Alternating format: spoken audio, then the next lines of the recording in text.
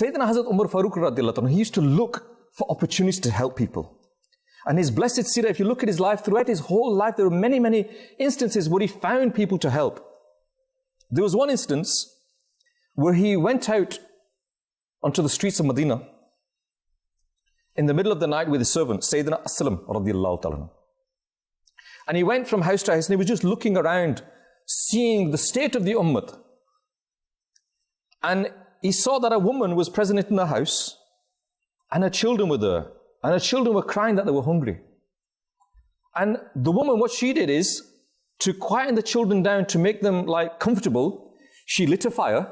She didn't have any food. She lit a fire and she put a pan on the fire. And she put some water inside the pan. And she said to the children that, I'm trying to cook something for you, don't worry, inshallah, something will be ready. So the children, the idea was that while the children are waiting for the food to be ready, the children would go to sleep. But she had nothing.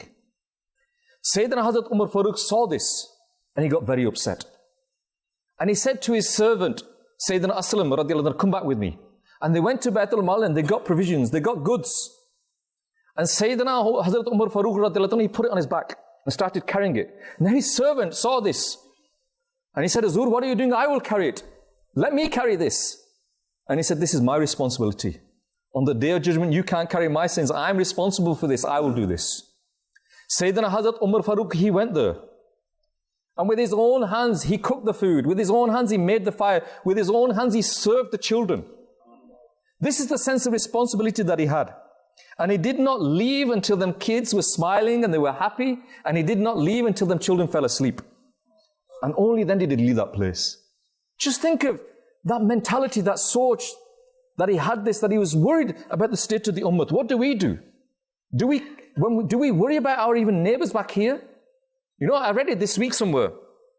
Someone said that we know people that will travel hundreds of miles to attend our funeral, but they will not cross the road to see if we are okay. Is that how we become?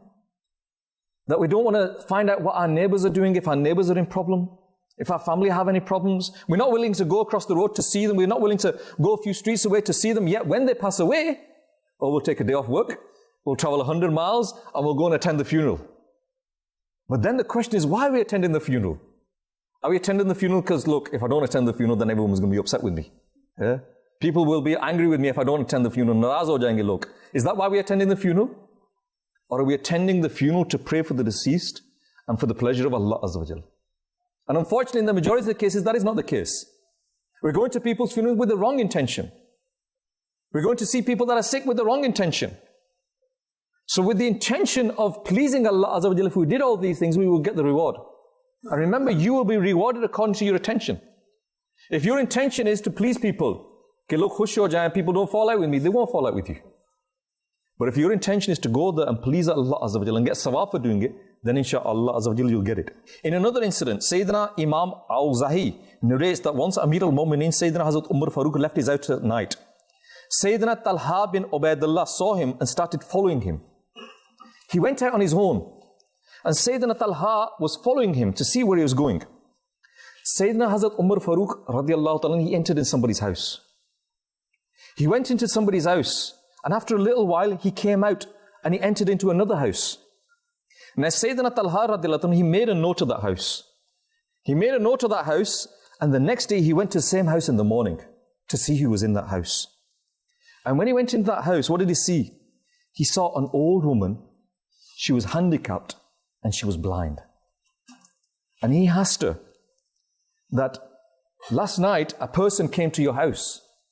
Why does this person come to your house? And she replied that this man, he's coming to my house. He's been coming for a long time. I don't know who he is. He's been coming to my house for a long time because I'm handicapped. Therefore he comes here and he cooks and he cleans my house and then he leaves and goes. This was the great Amir al-Mu'mineen. That he would go out in the middle of the night looking for people that were ill, looking for people that needed help, looking for people that needed his services, and he went and gave them services. Remember, he was a human being like me and you. He could have stayed at home and rested. Did he not need rest? Yes, he needed rest.